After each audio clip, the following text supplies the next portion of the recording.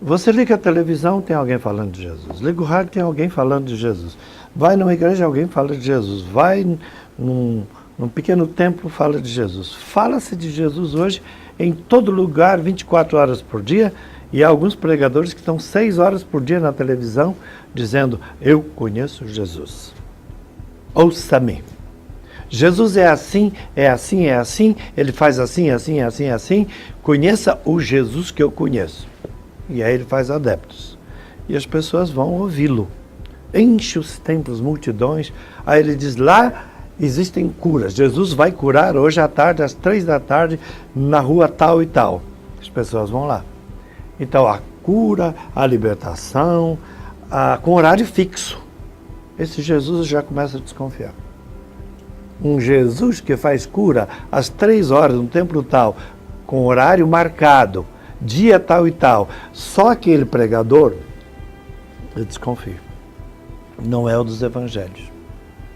Porque o dos evangelhos deixa bem claro que o Pai é livre.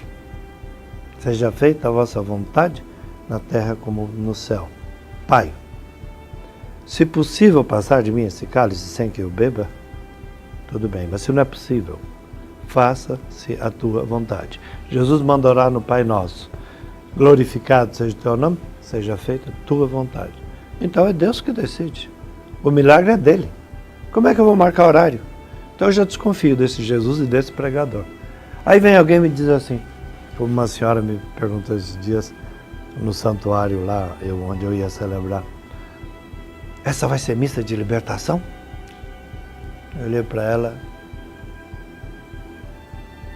daquele meu jeito de mineiro, eu não sei. A senhora vai ter que perguntar para Deus, porque quem faz milagre e libertação, cura e libertação é Ele. E eu vou celebrar a missa que todo católico ouve, e eu não distingo entre missa de cura e libertação e missa. Toda missa de cura e libertação não tem horário. Então eu não sei, senhora, eu vou celebrar a missa da Igreja Católica. O que vai acontecer em consequência dessa missa é com Deus e a pessoa.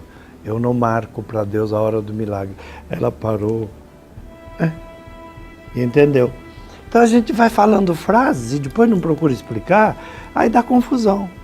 A igreja precisa ser explicada, a fé tem que ser explicada. Por isso que eu estou escrevendo esse catecismo e outros estão fazendo. A fé católica e evangélica anda muito mal explicada por aí. O cristianismo está mal explicado. E por isso acontecem essas variações excessivas no rosto de Jesus, que no fim você deturpa e já não sabe mais quem é o Jesus. Aquele histórico, que os cristólogos estudam, e aquele da fé.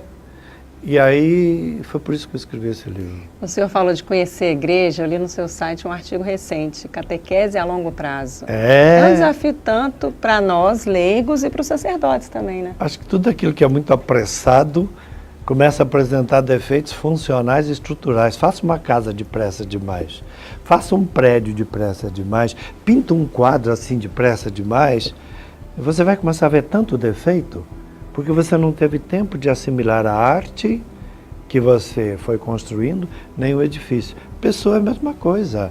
Casamento apressado, religião apressada, catequese apressada, não tem o tempo de amadurecer, e isso chama-se ascese. Dê tempo para a semente amadurecer, dê tempo para a árvore produzir a flor, depois o fruto, e para o fruto amadurecer. Aí quando você cortar esse fruto para comer, você está comendo um fruto maduro. A catequese hoje, em muitos lugares, é um fruto verde, que as pessoas devoram e chega a fazer mal, porque não tem conteúdo.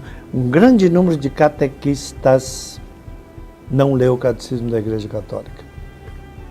E a gente tem que ler tudo, né? Não só o catecismo, mas não só aquele trechinho. Bíblia, muitos não leram, são catequistas. Não conhecem o compêndio da doutrina social da Igreja. Esperneiam quando o padre fala de política. A Igreja manda falar, está lá no documento. Desde Leão XIII foram mais de 40 pronunciamentos pedindo que os católicos se envolvessem com política e transformassem a política nos seus povos. Aí de repente vem um padre que disso eu não falo. Mas na hora de pedir ajuda econômica para o seu prédio, o senhor vai lá na autoridade e faz política. Isso não é política cristã? Tem que fazer a outra também? Vai lá brigar por aquele que está no esgoto e a céu aberto. Pode não ser da sua paróquia, mas ajude, porque ele tem esse direito. Não é porque mora longe que não é seu irmão. Então, isso tudo para mim é um assunto que a igreja precisa passar adiante para os fiéis. E nós temos hoje muita gente pregando, e não é para ofender, porque estão pedindo, eu estou falando, né? Fizeram a pergunta, eu falo. Agora, não é que eu vou pedir a televisão para falar, mas se pede, eu falo. É por isso que alguns canais não me convidam. Então, o que acontece, por exemplo, como é que você pode deixar uma pessoa fazer um programa de 1 hora por dia se a pessoa não lê os documentos da igreja e não sabe nada de documento da igreja? Como é que ele pode ser catequista, falar para milhões? Então tem alguma coisa estranha? É a mesma coisa que pedir um porteiro de edifício, de hospital, ir lá operar na sala da UTI. Ele não está preparado. Põe quem está preparado. Então, cada um na igreja tem que exercer uma função. Isso não quer dizer que tem que ser doutor para falar, mas tem que ser leitor. Não tem que ser doutor, tem que ser leitor. Se sabe ler, se não é analfabeto, tem que ler, porque isso está nos livros. E o conhecimento guia o sentimento, porque se não tiver um conhecimento, o sentimento vai ficar doido. E vai fazer afirmações erradas, e você vai cantar canções erradas, e uma palavra estraga a canção. Olha que canção linda do Zaqueu. Belíssima. Nossa, que canção bonita. Tem uma palavra lá que estraga tudo, porque nega o sentido cristão. Quero amar somente a ti. O cristão não pode fazer isso. Ele tem que amar a Deus e aos irmãos. E São João diz que é mentiroso quem ama só a Deus. Mas está todo mundo cantando na igreja, ninguém quer mudar. Está errado. Tem que dizer, dá-me amor intenso a ti, etc. Eu fiz uma canção em que Jesus morre e acabou.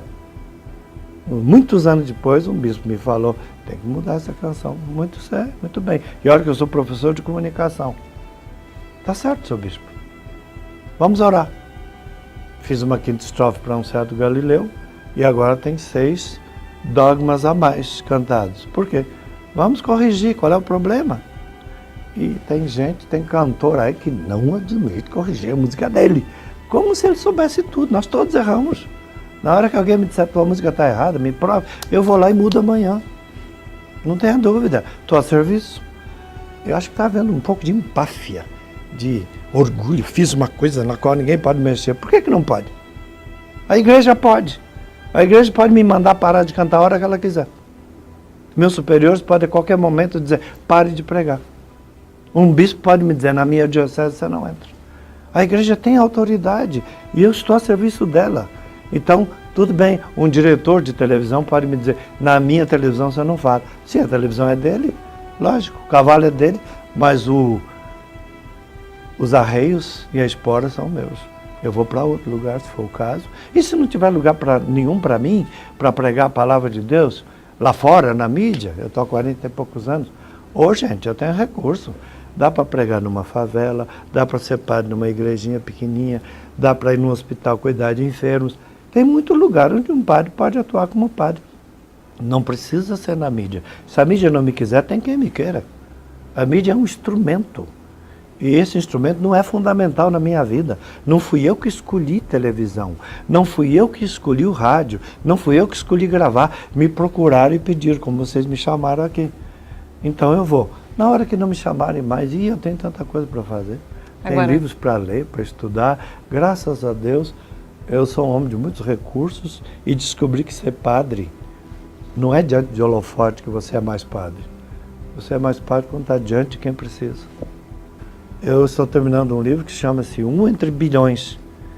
É um livro sobre, não é autoajuda, é alterajuda.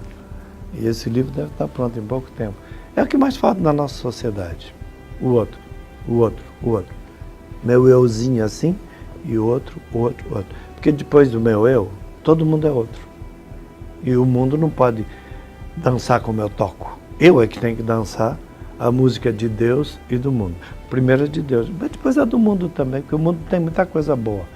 E essas coisas eu passo, eu ensino, eu escrevo. É meu ponto de vista. Alguém pode pensar diferente, né?